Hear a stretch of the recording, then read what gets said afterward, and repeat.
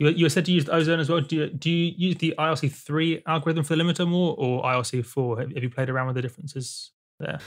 Do you know what? It depends on the material for me.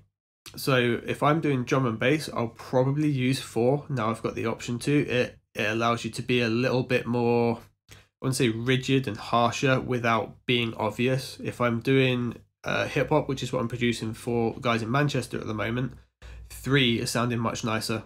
It's a little bit softer than anything else. And to be honest, now I've got 7 Advanced, playing around with the vintage limiter as well.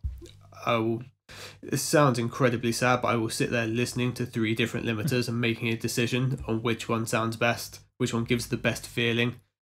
And I'll also do that with tape emulations beforehand, and probably some tube emulations before that.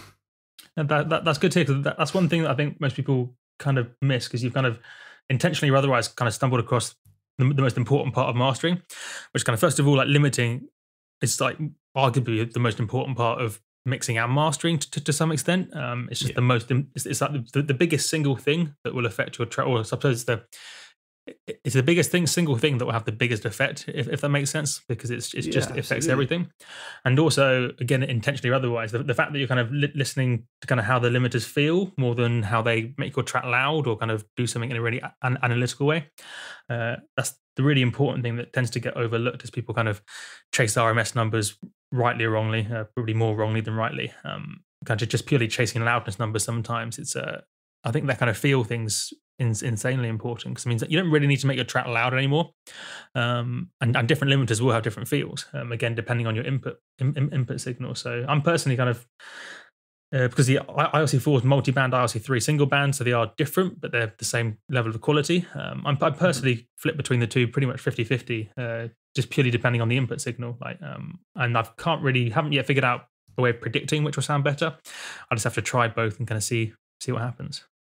No, I've even come to certain points where there's maybe a dip out or a breakdown where I will cut that part of the track out and use a different limiting algorithm on that part, because it suddenly doesn't sound right without your kick drum in there, because the amplitude and the velocity of that track has changed. The character of the limiter changes, and it's changing the profile of the track in the long run. And I don't go by how it sounds. I genuinely go by, how does that make me feel? It sounds really hippy dippy, but you listening to a limiter isn't going to achieve anything. You're just going to hear a difference in amplitude.